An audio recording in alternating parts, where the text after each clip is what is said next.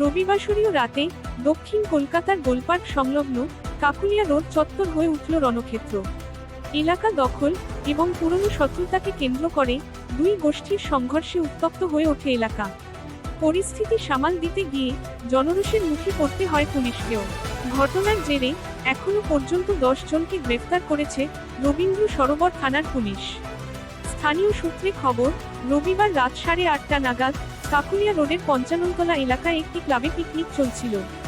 অভিযোগ, সেই সময় কুখ্যাত দুষ্কৃতী সোনা পাপ্পুর দলবল আচমকাই এলাকায় চড়াও হয়।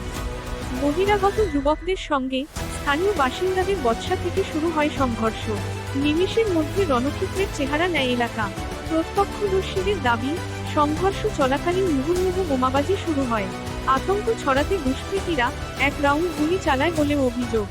ঘটনায় চন্দন দাস নামে এক স্থানীয় বাসিন্দার পায়ে গুলি লাগে। এছাড়া শন সিং নামে এক ব্যক্তি মাথায় গুরুতর আঘাত পান। 2 জনকে উদ্ধার করে এসএসকেএম হাসপাতালে ভর্তি করা হয়েছে। ঘটনার খবর পেয়ে রবীন্দ্র সরোবর থানার পুলিশ পৌঁছলে পরিস্থিতি আরও জটিল হয়ে ওঠে। ক্ষুব্ধ জনতা এলাকায় দাঁড়িয়ে থাকা একাধিক মোটরবাইক ও যানবাহন ভাঙচুর করে। পুলিশের একটি গাড়িতেও হামলা চালানো হয় এবং কাচ ভেঙে দেওয়া হয়। পরিস্থিতি নিয়ন্ত্রণে আনতে এলাকায় বিশাল পুলিশ বাহিনী এবং র্যাব মোতায়েন করতে হয়। লালবাজার সূত্রে জানা গেছে, এই ঘটনায় এখনো পর্যন্ত মোট 10 জনকে গ্রেফতার করা হয়েছে।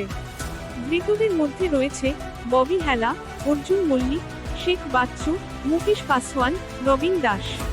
কলকাতা পুলিশ কমিশনার সুপ্রতিম সরকার করা বার্তা দিয়ে জানিয়েছেন, শান্তিশৃঙ্খলা রক্ষায় কোনো আপোষ করা হবে না। সিসিটিভি ফুটেজ খতিয়ে দেখে বাকি অভিযুক্তদের খোঁজে তল্লাশি চলছে। এই ঘটনায় মোট 3টি পৃথক এফআইআর দায়ের করা হয়েছে। সোমবার সকালেও এলাকা থমথমে, মোতায়েন রয়েছে পুলিশ পিকেট। স্থানীয়দের অভিযোগ, এলাকায় প্রমোটিং সংক্রান্ত বিবাদ এবং এলাকা দখলের লড়াইয়ের জেরে এই অশান্তি।